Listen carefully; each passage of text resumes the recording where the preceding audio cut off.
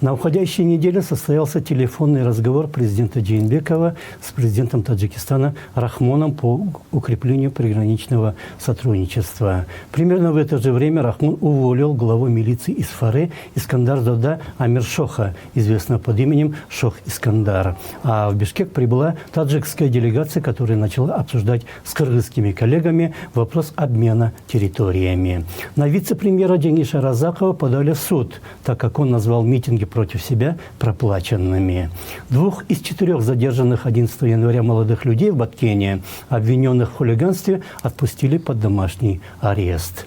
Редактора газеты Чындык Бешенбекова задержали после допроса в военной прокуратуре, но затем отпустили под домашний арест. Он обвиняется в публикации объяснительной записки нынешнего вице-премьера Разакова, написанной им в феврале 2010 года. В связи с этим бывшему замминистра иностранных дел Курсану Асанову предъявлено новое обвинение. Подозревается, что это он передал журналистам секретные документы. В Волжской области милиция арестовала 2 женщин, которые пытались продать новорожденного за $5000. В Первомайском суде продолжился процесс по иску Аскара Айтматова против посла Турции в Кыргызстане Дженгиза Фырата как частного лица. Посол на заседание суда не приходит.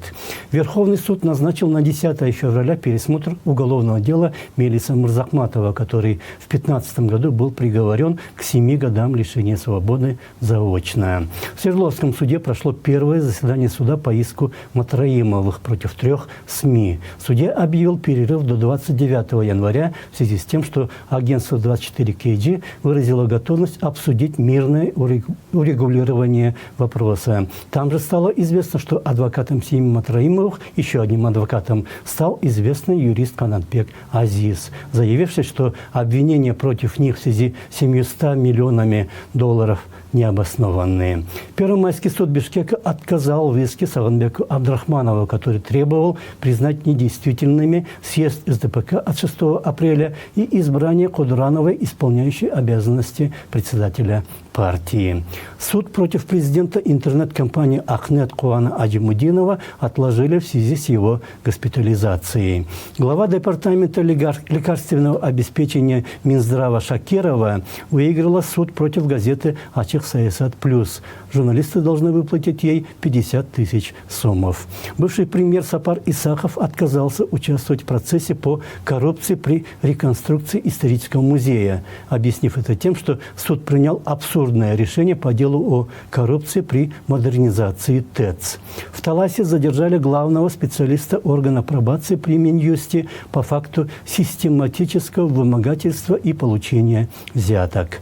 Ленинский райсуд заключил под стражу на 2 месяца 3 подозреваемых в вовлечении несовершеннолетней в занятия проституцией. В 3-й детской больнице произошло несколько нападений пациентов на врачей. Межрайонный суд отказал фонду «Наше право» в удовлетворении иска о признании недействительным постановлением Горсовета Бишкека о передаче школы «Газпром» фонду «Школа Газпром Кыргызстан». Начала работу депутатская комиссия по расследованию убийства китайского бизнесмена Айркена Саймаити в Турции.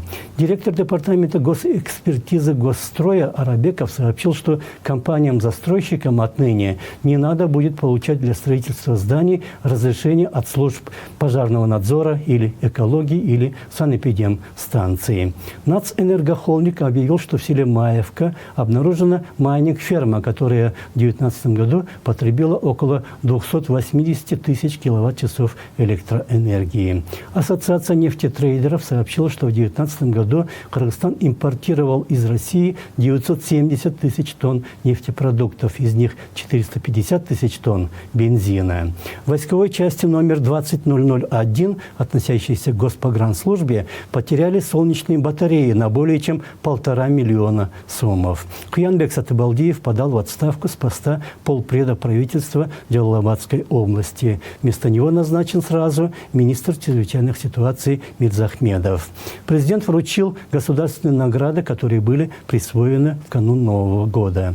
На 86-м году жизни скончался писатель и монастырь Сапарбек Хасмамбетов. Мэрия Бишкека демонтировала в парке имени Ататюрка 19 из 28 игровых аттракционов. Музей изобразительных искусств презентовал опубликовал свой сайт. На нем в онлайн-режиме можно увидеть фотографии более 4000 картин и около 1000 скульптур из фондов музея.